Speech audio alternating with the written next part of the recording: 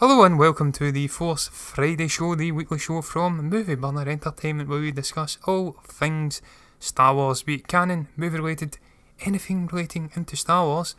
This week it's not going to really be relating into any of those things, Stephen. We're going to go and do a 90-degree turn and talk about all of the nonsense that has been permeating the fan base over the last year and a half. Yes, John, there's not a lot of Star Wars news out at the moment. As we know, Solo is a big talking point at the moment, and we discussed a part of this on the Movie Burner podcast in regards to the box office and how it is doing. But sadly, we've got a bit of bad news coming our way in regards to Kelly Marie Tran. This was from the BBC website earlier this week. Star Wars actress Kelly Marie Tran deletes her Instagram posts after abuse. Star Wars actress Kelly Marie Tran, who has suffered months of racist and sexist abuse on social media, has deleted all her posts on Instagram.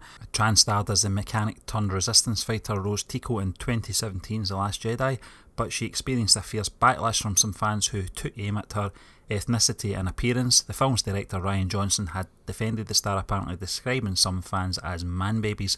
Rian Johnson on Twitter said this: "What we talk about when we talk about man babies. On social media, a few unhealthy people can cast a big shadow on the wall, but over the past 4 years I've met lots of real Star Wars fans. We like and dislike stuff, but we do it with humour, love and respect. We are the vast majority, we're having fun doing it, and everything is just fine." As a Vietnamese American, Tran was the first woman of colour to play a lead role in the iconic series. Some have fiercely criticised her Star Wars character and directed their hate at Tran personally. And there's a little picture of Kelly Marie Tran's Instagram account where she's deleted all her posts. In The Last Jedi, Rose joins the resistance movement after the First Order, a military dictatorship, destroys her home. She later sets out to work together with Finn, one of the film's male protagonists, to take on the First Order. In one of her now deleted Instagram posts, she had spoken about her excitement at joining the franchise. "I know how lucky I am to be part of something that people love, to be able to act and to tell stories at all," she said. But shortly after the movie hit theatres last December, Tran began receiving abusive comments from Star Wars fans. Rose Tico's character page on Wikipedia, an online Star Wars encyclopedia, was changed so that she was renamed using a slur used to mock the East Asian accent. US internet personality Paul Ramsey also tweeted a photo of Tran making fun of her appearance. Others took aim at her ethnicity and appearance with numerous comments that were critical of her weight. There has been no confirmation from Tran as to why she vanished on Instagram, but her supporters are blaming cyberbullying and have been defending her online. Just before I pass it over to you, John, I think there was a similar incident a few years ago with Daisy Ridley as well on her Instagram account. She was quite active on social media right up to The Force Awakens. Very positive towards Star Wars, very much like Kelly Marie Tran. And as I recall, her account was deleted on a temporary basis because of similar online abuse. Now, what's your thoughts on this, John? And is this where we really are at now with the fandom? Yeah, I think it's an absolute disgrace, Stephen. Just the ridiculous targeting of, as you say, an actress who was showing excitement and happiness at being a part of the franchise. She's obviously been a Star Wars fan since she was a young girl. I do recall mentioning that in the build-up to The Last Jedi. She's been a big fan. Yeah, as you said, I think it was Star Wars Celebration, might have been the Orlando one, 2017. She popped up and she was bubbly and excited. We discussed before we came on, she's like the female version of John Boyega, and her mentality and the way she was so happy, bubbly, and just the personality of her. She's just a likeable person, so I can't understand these cretins. That's what I'm going to call them. I'm not going to call them man babies because we'll get into that shortly as well. I don't really agree with throwing insults back at these cretins, the internet trolls. Don't feed the troll, just let them live in their mother's basement with their Cheeto stained pants. That's their idyllic existence. They don't see sunlight. They're like the creatures from Amiga Man, that classic film from the 1970s starring Charlton Heston. The ones, those chaps. That's what these guys are like. Google it if you don't know what I'm talking about. They wear Ray-Ban sunglasses and they're pale white. That's what these guys look like. Need I say any more? But as I say, I think it's an absolute disgrace the way they're targeting this young woman. She's just an actress doing her job. It's not her fault that her character was perhaps superfluous to the story in The Last Jedi. Wasn't the best character. Was given some of the worst lines in the film. the likes of Hayden Christensen, Natalie Portman, even Ewan McGregor and Ian McDermott, they all got a bad share of lines in the prequel films. I don't recall anybody going on and slagging them off or criticising them. I've read an article here where it goes through the different people who have been attacking her, some of the major names that have been attacking her. I see there's a guy called Rams Pauls, I don't know what the hell his name is, just his Twitter username. Apparently he's an alt-right guy that does chats and video stuff over in the United States. He's come out and compared her to some actress from Battlestar Galactica. One's Finn and one, obviously Kelly Marie Tran being shorter, slightly more on the chubbier side, nothing wrong with that. But this racist gets going on about how obviously the resistance cut off the supply line of food and stuff like that, and he's just being ridiculous, talking about beehive mentality and being unable to have an original thought because people are coming out and backing the actress up. Well, I say to this chap, look at yourself, mate. You're no Picasso. You're one ugly git, so we can all fire insults out. You're no oil painting yourself, pal. You should look in the mirror. What is that old saying, Stephen? People in glass houses shouldn't throw stones. Just ridiculous, the state we're getting at with the fan base. We're going to get into it later on in the show as well. We're going to try and tackle all this negativity and just the split in general and give our thoughts on it. There is a split there.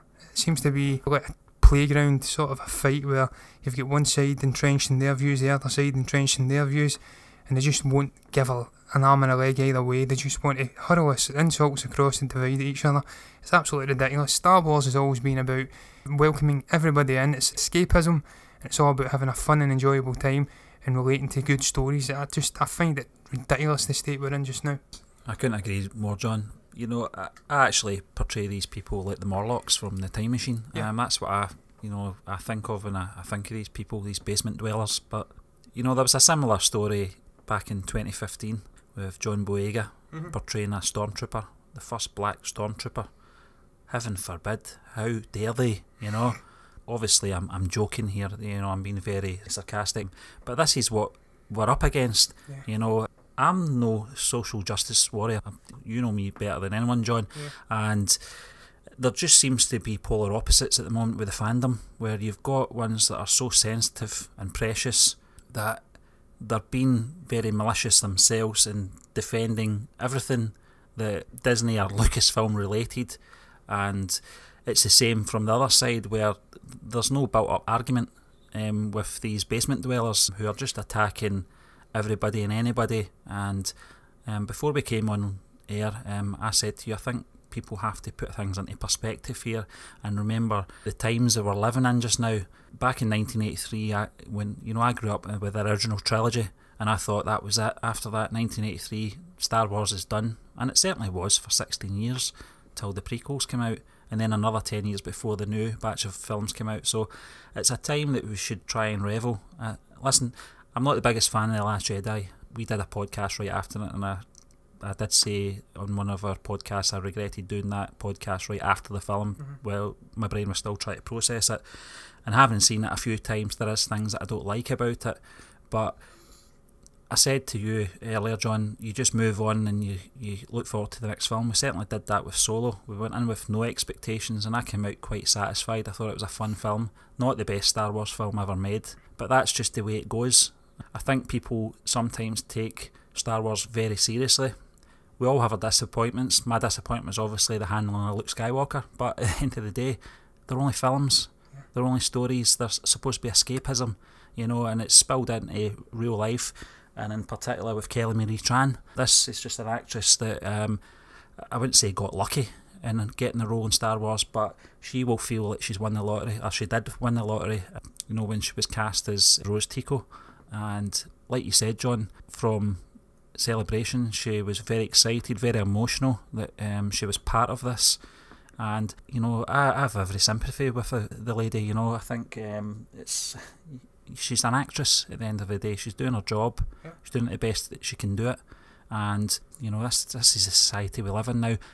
These cretins have got a platform, it's called social media. They can sit behind their microphones and voice their opinions with no real levity, and that's just the way of the world. But I think there has to be something that I don't even know what the answer to this is, and I can't see it ending anytime soon. Yes, as you said, Stephen, there is no real punishment for these people. They go on and they just say what they want. They're they've got the anonymity to really do what they please and say what they want, until obviously the police come and jam on the door, and then it's a different story completely. And it's happened numerous times in other cases. I don't think it will happen in this case, because this isn't a fairly serious incident. They're just attacking an actress online. As bad as it is, it's not like terrorism or anything like that. You're not going to get a chap at the door from the police for this. But I did see in another little excerpt that some idiot went on and changed their biography on the Wikipedia website, and some of the things that were written on it are just despicable. Now I'll try and quote a couple, but I don't really want to go into great detail because it was absolutely disgraceful. They basically describe her as being stupid, autistic, and a retarded love interest for Finn, and that she better die in a coma. They refer to her as Ching Chong Wing Tong. I think this is just ridiculous in the 21st century that you've got people with this sort of mindset. I don't want to generalise and say that it's one certain country or not, but I think it's pretty clear that this has came from the United States. This has not came from the United Kingdom. We're a little bit more forward thinking. I say a little bit because we have had the whole Brexit thing recently, and that's brought out the Neanderthals over here as well, but we are a little bit more forward thinking and a little bit more mature in regards to the whole racial intolerance and stuff like that. We've also had the Afro-Caribbean people come over to the United Kingdom way back in the 1940s and 50s after the World Wars to build up the population and help rebuild the country. We've had people from Pakistan, so we are quite diverse. And as you said, Stephen, the United States is very much in its infancy. It's still a relatively young country compared to some of the European countries, and they don't really know how to handle the whole racial intolerance. For the most part of their history, they have been riddled with racism, institutionalised racism. It's not been until the last 40 or 50 years that it's really been rooted out. So you are going to have elements of society over in the United States that just can't handle change. And I agree with you. I'm prattling on here, but I want to address it. She is just an actress. I didn't like her in The Last Jedi. I've been very vocal about that. I even says it in my review. Some of my opinions in The Last Jedi have certainly changed since I've seen it the first 2 times in the cinema. Just the more I think about it and the more I go back and watch it, there's some things that I can't really come to terms with, just things that I can't let go. It's just certain story decisions that, and the excitement of going to see it in the cinema, I let slide. But when you come back and watch it after that's all dissipated, you can't let it slide, unfortunately. The bad handling of Finn, the whole side arc with him and Rose, it was just horrendous. But it isn't her fault that she was given some of the worst dialogue. She's just given what she's given, and she can only work off what she's been given from the director. And if it's crap and the dialogue's crap, then there's not a lot she can do about it. So I think it's very harsh on the young lady to really be getting into personal abuse online. But this is just a fact of life in today's society. You have these cretins just dishing out abuse willy-nilly. I'd love to say it's millennials, but I think it's a whole host of generations that really resort to this. So I can't really add much more. I think it's despicable. It's totally unacceptable. But what I will touch on briefly before we probably move on, Stephen, is the comeback from Rian Johnson. I kind of get what you're saying. I says to you when you brought it to my attention that I can understand why he's calling them man babies, but I just don't think it's befitting of a director or someone, even in the case of Kathleen Kennedy, so high up in an organisation such as Lucasfilm, to be coming out and really giving these leeches, parasites, airtime and really responding to them. I understand he's backing up his actress that he's worked with. He obviously had a relationship with her for a number of months on the production of the film. He knows she's a good person and he doesn't want to see her getting treated like crap, but just let them fester in their basements, as I says. Don't give them the airtime. But yeah. Yeah, the whole man babies thing's a generalisation as well, John. It seems to be a common trend coming from Lucasfilm at the moment. I totally agree. I don't think the director, a respective director like Rian Johnson, should be giving these guys, girls, or whatever they are, any airtime. You know, I was always brought up, if you ignore them, they'll go away. Yeah. And it's always been the case. You know, that's been the case for years and years, decades and decades. If you ignore them, they will go away. At the end of the day, they're trying to make a name for themselves, these people. And it's just unfortunate what's happened to the Kelly Marie Tran, and it's not going to end there. You know, it's just society the way it is. And I think you're right, John. I think America has got big problems with diversity. There's still a long way to go before there's any middle ground. There's too many far left and too many far right opinions that are flying about at the moment. I don't know if that's got anything to do with their president and their cabinet, I'm not sure. Maybe just a coincidence, but they've got a long way to go. It just seems to be that the focus is on Star Wars as a franchise, because there doesn't seem to be that big a deal in the likes of Marvel or DC. when it comes to casting choices, director choices. It just seems to be a thing with Star Wars at the moment. I don't know what the answer is. I think the main reason, Stephen, this is the final thing I will say on it before we move on to the next topic. I think the main reason behind it is that the fan base is so passionate about the films and the characters they grew up loving, such as Luke Skywalker, Han Solo, even Princess Leia, who was a female character, who I'm sure didn't get any crap, because if Carrie Fisher got crap, she would have went hunting them down and probably cut their heads off. That's the type of woman she was. You wouldn't not mess with her. I tell you that, she wouldn't have took the crap that Kelly Marie Tran's taking. So I think it is just because they're so passionate, and it is probably a strongly male fan base that just grew up with these characters, and they're disenfranchised at the treatment of these characters. They think it's unjust the way they've been cast off for newer characters they perhaps aren't really bonding with or don't have that same connection with. So they're lashing out at the easy targets, which is the female actresses such as Kelly Marie Tran and Daisy Ridley. So that's probably the main reason behind it, I would have thought. But the next subject we're going to touch on is going to delve into this a little bit further, and it's another divisive figure in the world of Lucasfilm and Star Wars at the moment, and it's about Kathleen Kennedy. And we're going to discuss the ongoing will she won't she step down from her role as the all-seeing, all-hearing, omnipotent head of Lucasfilm, also with the lacklustre box office performance worldwide, not just in the United States or in the United Kingdom, of So A Star Wars Story. This has really brought this to a head again. Just the general direction of the creative side of Lucasfilm and the Star Wars franchise, and whether Kathleen Kennedy can really see this out. I'll pass it on to you, Stephen, but there is a couple of articles floating about discussing her future. Well, first and foremost, John, I think we've got to make it clear that this is not any personal attack or analysis of the woman. She's an established producer, executive producer, and has been for the last 40 years. Alongside, I think she's got a company with Frank Marshall, who they've done many projects together and successfully produced many products. As you can go back as far as Poltergeist and E.T. and Gremlins, etc. The list goes on. So this isn't a personal attack on the lady who is currently president of Lucasfilm. This is based on some decision making over the last few years that has to be talked about and discussed, and we've been talking about it at great lengths, John, in regards to her leadership, some of her decision making or lack of decision making at the crucial times, and particularly with the standalone films, and also episode 9 where we've lost a director from there as well and gained J.J. Abrams again. If you go online and you go onto YouTube, and there's some unsavoury videos there, totally witch hunting Kathleen Kennedy, which any right-minded person can clearly see as a vendetta against Kathleen Kennedy. And it would be very easy for weak-minded fools, if I can say that, the Bib Fortunas out there, to go along with some of these trolls that make videos on YouTube calling for a head, etc. But there also is well-balanced points as well that we've certainly viewed as well over the last few months, and particularly since the Last Jedi was released, John. But just going back to when George Lucas handed over the reins, I always remember this discussion they had. I think it was some news channel over in America was interviewing both George Lucas and Kathleen Kennedy around a table, and she did say that she wanted to carry the legacy of the original trilogy and its characters and take care of them.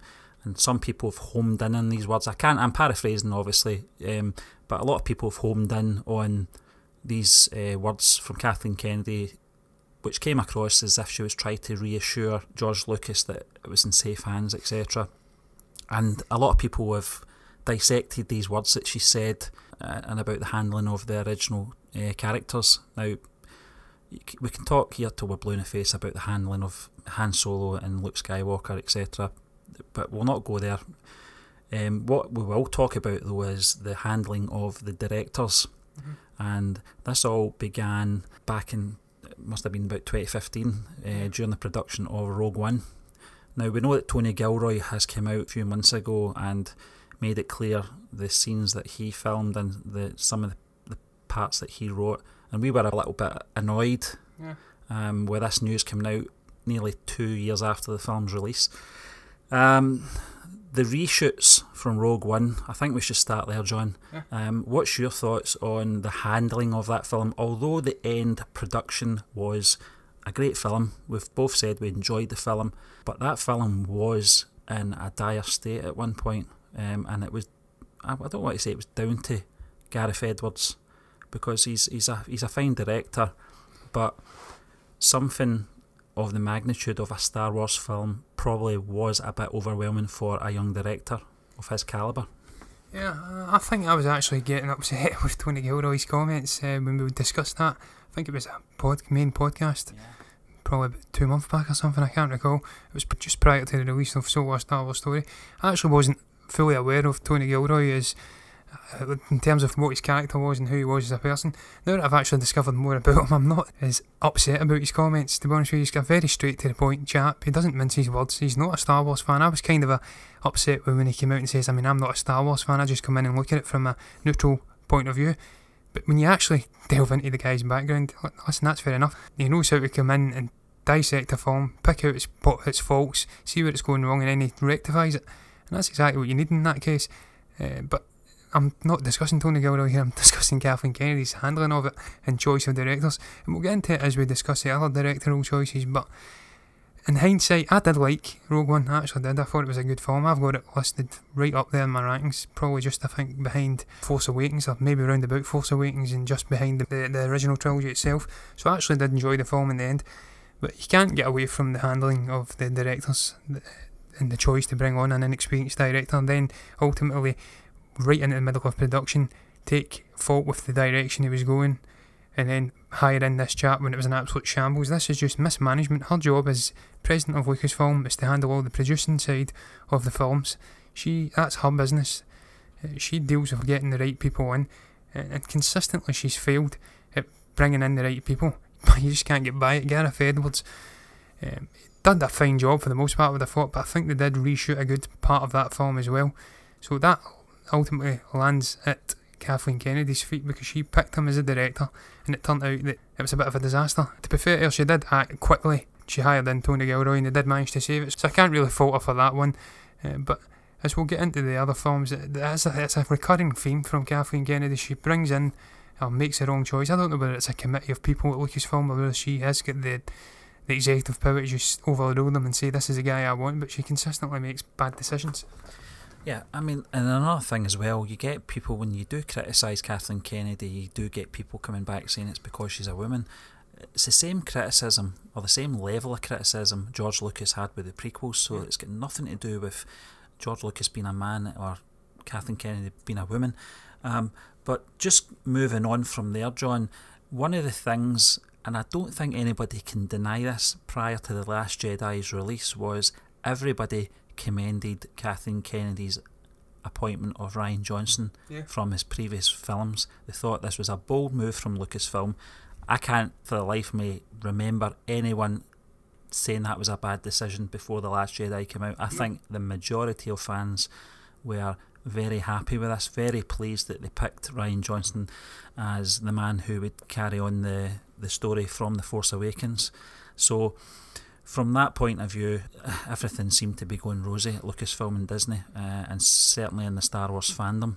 Now moving on now to the announcement of the next standalone film, Solo: A Star Wars Story. Now this was a movie, when it was first announced it was being made, I can't remember if it was at one of the Disney conventions, D23 or whatever you call it, or if it was a celebration, I'm not sure. But people weren't overawed with this announcement. I'll put my hands up, it wasn't the one I wanted to see. I wanted to see an Old Republic film, but that might have been a step too far at this stage in the film canon. But it was announced, and you either get on board or you don't go and see it. It's as simple as that. And I've got to be honest, my focus was still on The Last Jedi at that point when it was announced. That was the film I wanted to see. I wasn't that bothered. It wasn't until after The Last Jedi came out I started coming on board with Solo as a standalone film. Choice of directors in Lord and Miller. I only know them from the Lego movie. I didn't know them from pretty much else. I knew what I think they did 21st Jump Street, which I didn't see. I heard that their humour was very off the cuff, improvised, and I just thought it was a strange move. But given the character that was going to be emphasised in this next standalone. I could probably see it working with Han Solo as a character and Lando and how that would have played out. But it's really, this is the next point we're trying to make here. This film was only months away from completion when Kennedy decided to relieve Lord and Miller of their duties, John. And this is another instance. It was a bad decision to appoint these I don't want to say inexperienced, but very much like Gareth Edwards, they've not really done any major films to the calibre of a Star Wars film. No, I'll touch upon a couple of the points you made there, Stephen. I'll start off with Lord and Miller and Solo Star Wars through here. I completely agree with you. Again, poor directorial choice in the Lord and Miller duo. These are guys that have got a very distinctive style. You know exactly what you're getting with them. They're well known for having a highly improvised style of shooting. They do allow the actors to go off and do their own thing and see where it's going to lead, and that's completely fair enough. If you don't want that in a Star Wars film, why the hell do you pick them? Again, this all comes back to Kathleen Kennedy and Lucasfilm. They have to make these decisions. They have to vet these actors, know exactly what they're looking for in a film, know exactly what tone they're wanting, how they're wanting the film to play out in production, and then they pick the right director from that. If you then go and decide, right, Lord and Miller are the right directors, and then you 2 weeks, 3 weeks, 2 months, 3 months into production, you say, what the hell's going on here? They're improvising, this is taking too long to shoot. Then that falls on you because you knew that was their style. I can't understand why they picked Lord and Miller in the first place, because it was very clear that this was going to be Lawrence Kasdan's last script that he was doing for the Han Solo character. It's a character that has a very special place in his heart. His boy came on to work with him, learn some tricks off him before he maybe takes over from his position as penning Han Solo in any future films. I don't know if he's going to, but with that in mind, why they got these guys on it were known for highly improvised performances is truly beyond me.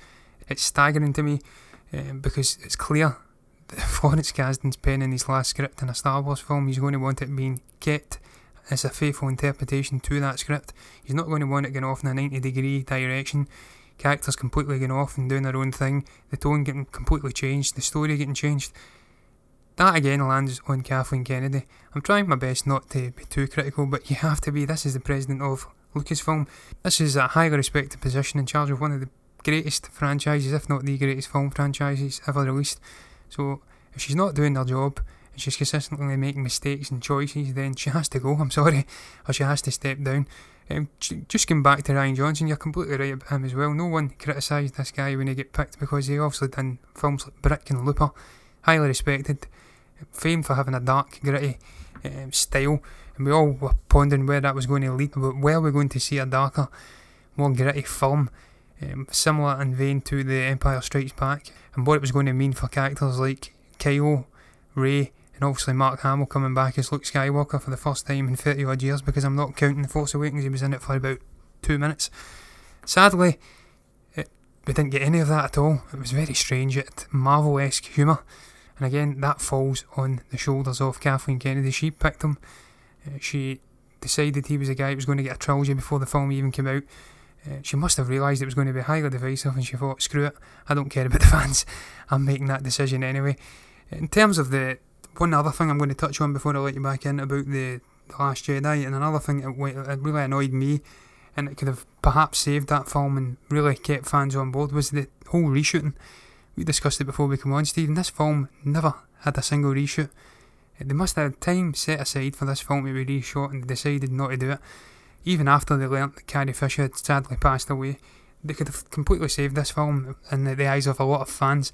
If they just killed Princess Leia off in the space scene, just reshot it all, maybe that could have been played into Kylo Ren's arc. Could have really have worked on him as he going to the light side, as he come to the dark side, the turmoil of being inadvertently involved in his mother's death. That could have been a similar cliffhanger to the one we've seen at the end of The Empire Strikes Back, where you're getting into the final film in the trilogy and you don't know if one of the main characters is going to be good or bad. Also, it was Luke Skywalker in that instance, and then when we see him turning up in all black, you still don't know for the good first half hour, 45 minutes of the film, whether he's going to be a good guy or a bad guy. They could have done something similar with that, and I just think it was a wasted opportunity. And you could have also had Luke Skywalker staying alive and getting into episode 9. That would have pacified a whole lot of fans. Again, it's decision making and choices are in the hands of Kathleen Kennedy, and she's consistently, in my opinion, not getting them right. And this isn't just attacking her character. I don't know the woman as a person, but all accounts she's a very nice person. Her heart's in the right place. She's trying to do the best. She does like Star Wars. Obviously George Lucas knew her enough and he trusted her and believed in her enough to hand the reins over to her. But this is other guys, well respected online, in the vein of John Kimpere and the likes of Jeremy Jans. They're now come to the realisation that now perhaps time for a change, and we might get to see a guy like Dave Filoni stepping in, but I'll let you back in. Yeah, John, regardless of who it is the president of Lucasfilm, the buck does have to stop at them. They have the final say on the running of the company. Yeah, I mean, Ron Howard coming in as well. A lot of people thought Ron Howard was jumping at the chance to get his hands on a Star Wars film when, by all accounts, he was not keen on taking the reins of this mess that was left by Lord and Miller and Kathleen Kennedy. She has to be included in this mess. It's not just down to Lord and Miller. They knew what they were hiring when they brought both directors on board. It wasn't working, as you said. Lawrence Kasdan wasn't happy with the way his story was going and how the actors were delivering their performances and some of the decisions the directors made as well. Very unsatisfying to the legendary writer.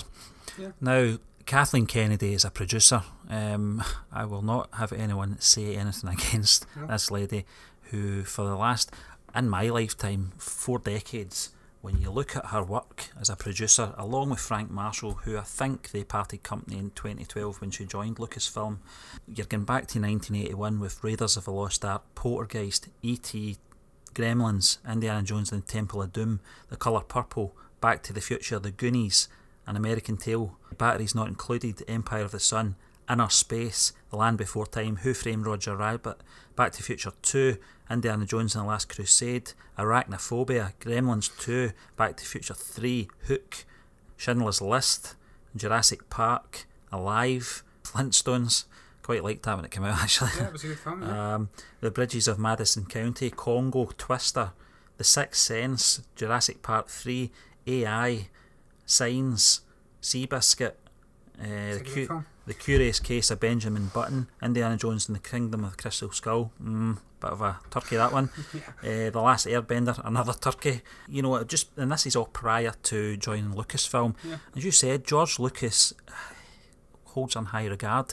Now, since the films that have come out under her leadership, I don't know if Mr. Lucas still shares the same thoughts. I don't know what's in his head.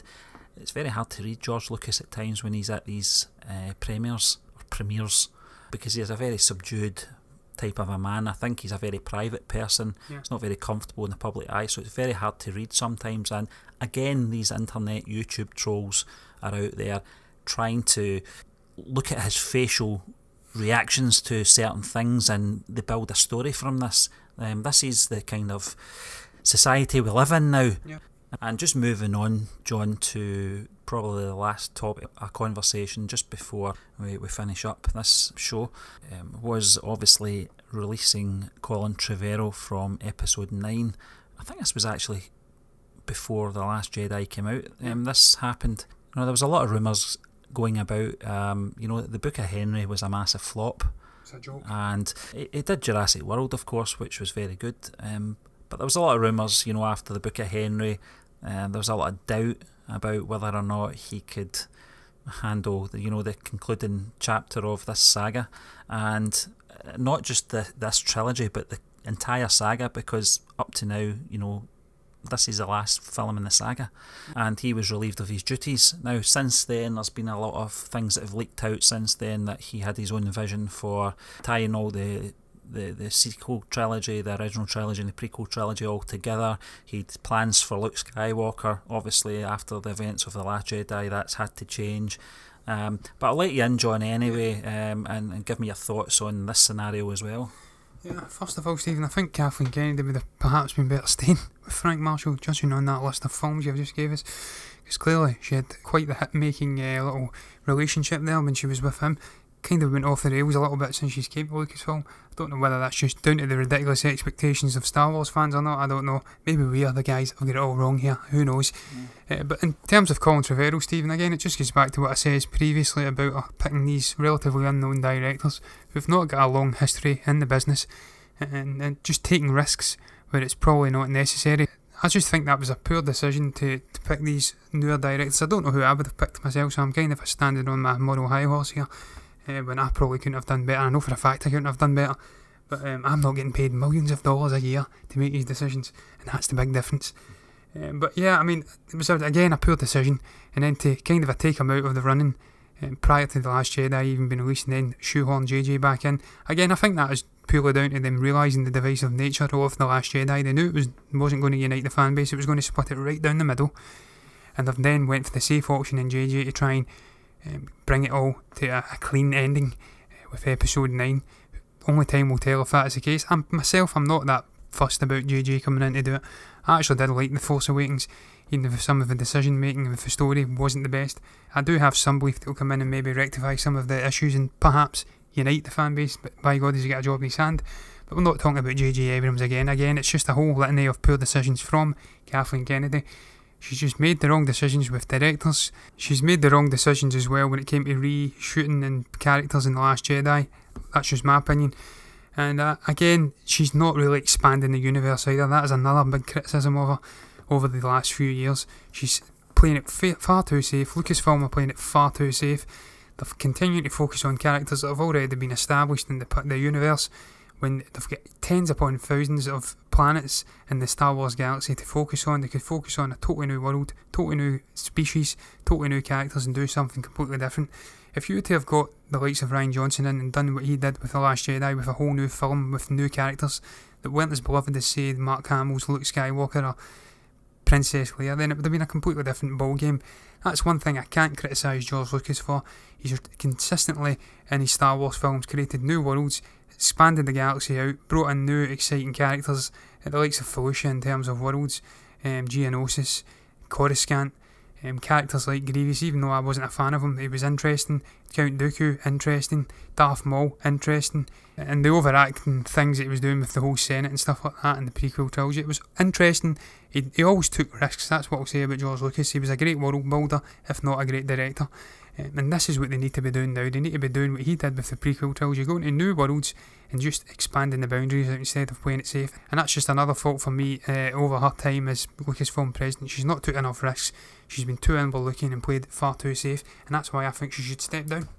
Yeah, John, totally agree with that. And I think, there's always this comeback about how much she's made, since the Disney Star Wars films have been released. Now, I don't think that's getting to do with Kathleen Kennedy. Star Wars coming back was to do with those numbers. Yeah.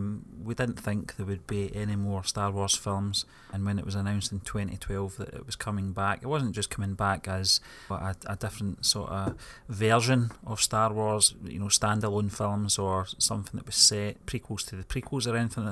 This was a continuation of a saga that was concluded back in 1983. The anticipation for it was fever pitch over those 3 years between 2012 and 2015. The Force Awakens went on to break all sorts of records, as we know.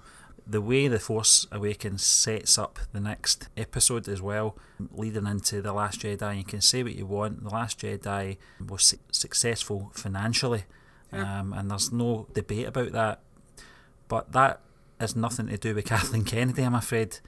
That was just expectation and excitement from the fan base, just looking forward to seeing where this saga would go, seeing the old faces come back, finally getting to see Luke Skywalker speak again, because he didn't have much to say in The Force Awakens. There's all these type of things.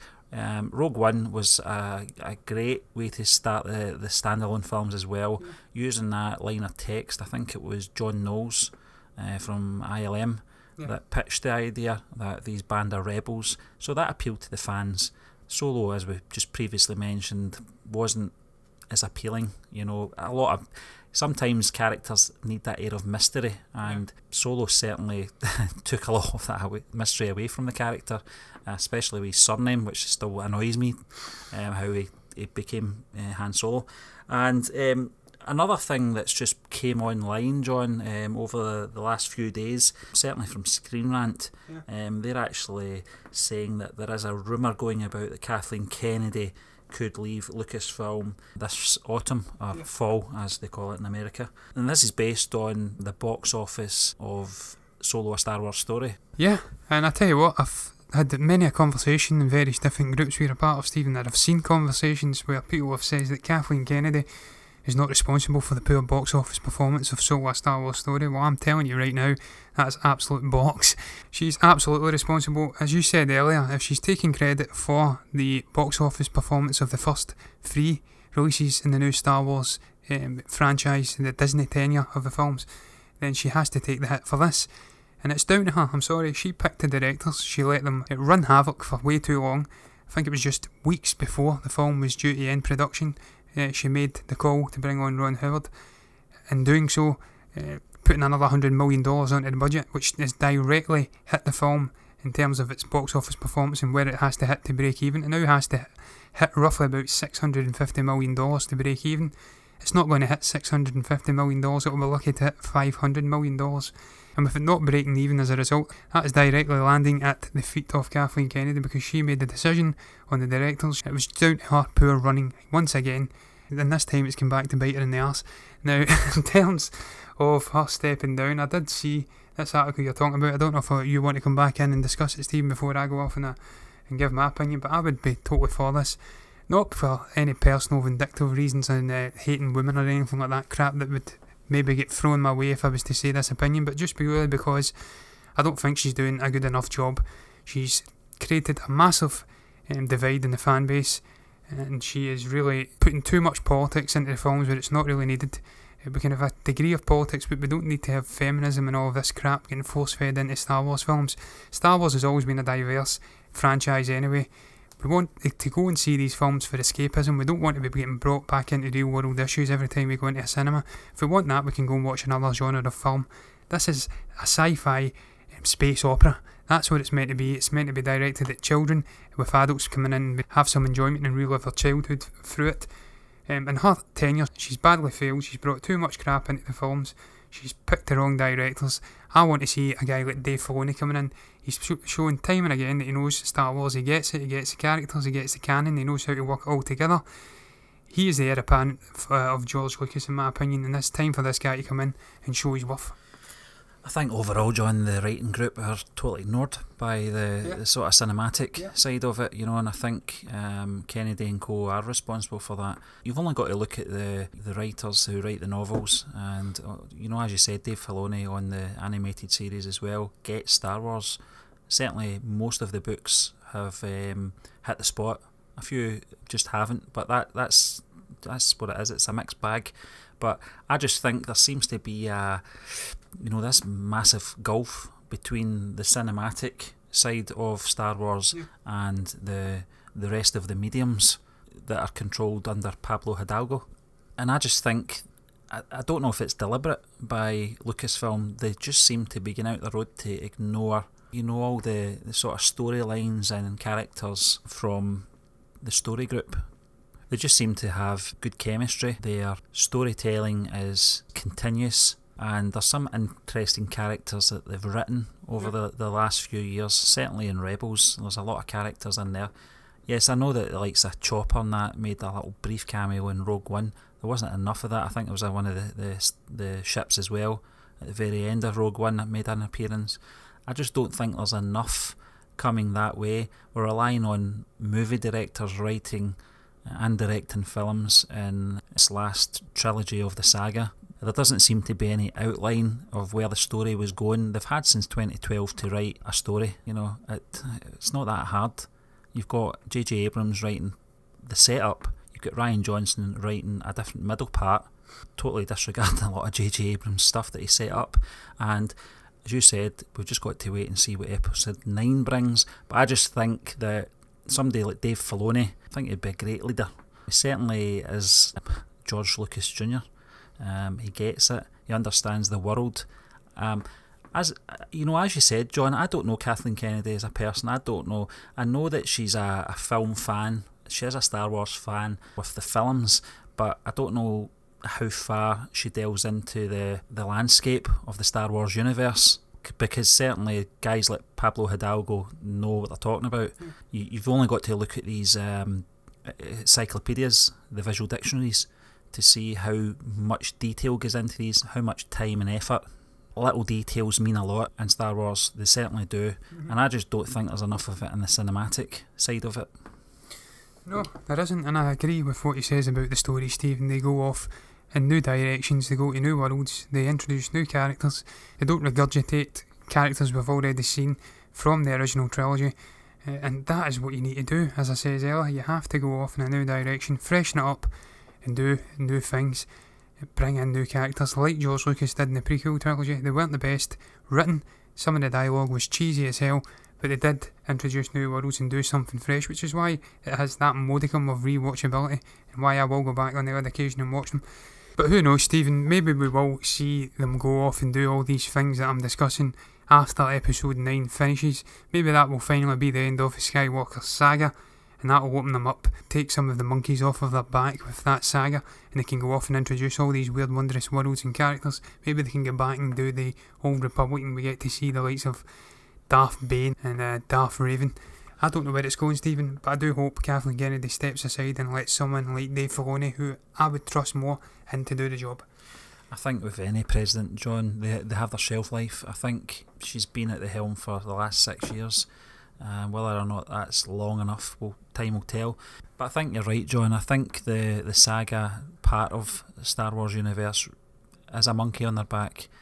It's a double-edged sword. They needed the saga to really introduce Star Wars to new fans, a new generation. That's their selling point, you know. Han Solo's back, Princess General Leia's back, Luke Skywalker's back, but we've got these new characters as well. I don't think it would have been good business to go right in, disregard all the classic characters and stories, get into it, naming it Episode 7. There's no connection between Episode 6 and 7. But I think you're right. I think after Episode 9, it might loosen the reins a little and give the creators a bit more freedom.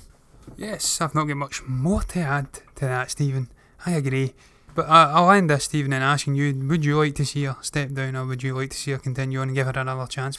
I don't think it's a case of would I like to see her step down. I think she needs to step down, John. I think that's the answer.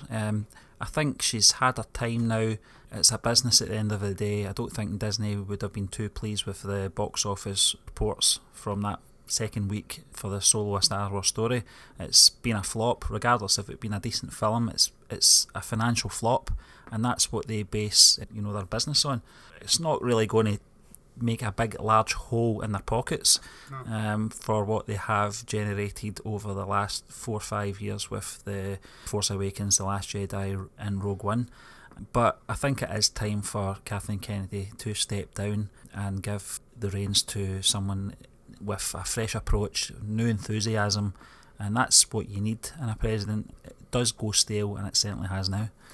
Yes, and that just brings us to the end of this week's episode of the Force Friday show. We'd just like to thank you for listening to us, and we'll be back again next week. Remember, guys, if you're enjoying the content we're putting out, then do subscribe to our YouTube channel, like, comment on and share the videos. You can also find us on iTunes and the Google Play Store at the Movie Burner Podcast, and give us a little follow on Facebook and Twitter at Movie Burners.